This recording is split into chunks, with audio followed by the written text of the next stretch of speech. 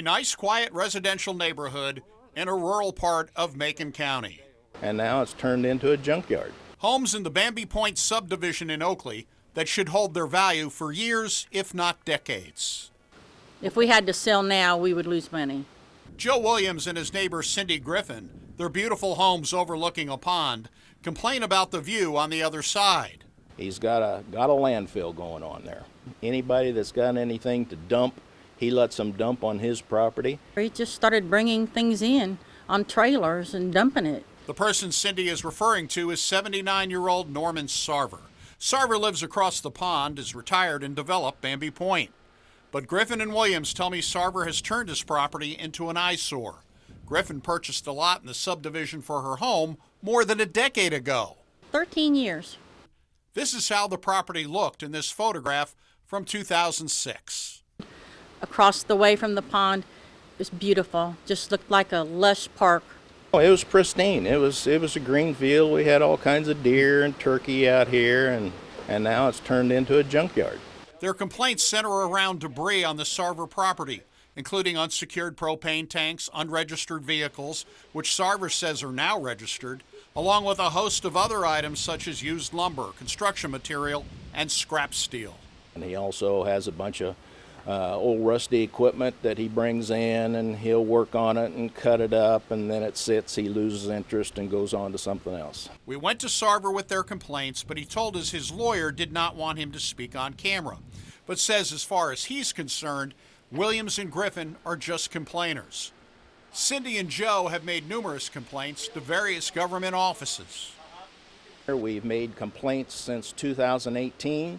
They continue to ignore our complaints. It's affecting our property values. I know it is. I want it cleaned up. I just want it turned back to what it was, so our property is worth something out here. Right now, if we had to sell this property, we would take severe losses. Williams and Griffin hope to get help from the Illinois Environmental Protection Agency. So we filed a Freedom of Information Act request to obtain inspection reports of the property. The report filed by the Illinois EPA says it could not find any violations and that the property looks slightly junky by neighborhood standards.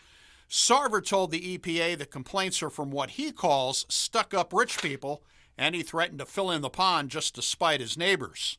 Late May, Starship Billiards, a Decatur bar and restaurant, was destroyed by an intense late-night fire. After the fire, the rest of Starship Billiards was demolished, and that demolition material, it was taken out to Norman Sarver's property.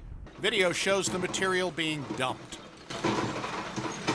He seems to haul a lot of junk in. Anybody that's got anything to dump, he lets them dump on his property, and he just continues to let this happen. We also spotted demolition material on another Sarver property in the county, along with a boat and beer truck trailers. But Sarver contends since it is an agricultural zoning, he has the right to do it. For Williams and Griffin, their main concern is the neighborhood property. Is that industrial zoning over there, do you know? No, that's an R1 residential area. Just like we are right here in this subdivision, he's an R1. It was a little bit at a time, and then in the last 2 or 3 years, it's been intolerable. We're sitting out here paying $7,500, $8,000 taxes a year, and this is the stuff that we're looking at. Macon County Board Chairman Kevin Greenfield says the county was working with Sarver to get the property cleaned up until Sarver contracted the COVID virus in the fall and became too ill to deal with it. Greenfield says he hopes some more progress can be made in the spring. You'd like the county to do something? We would like for them to enforce their own violations. Yes, we would. Sarver tells us he built homes to provide a peaceful place for people to live and plans to develop even more properties. Williams and Griffin would like him to simply clean up the property he currently lives at. For the I-Team in Oakley, we would love for it to be cleaned up. Doug Wolfe, WAND News.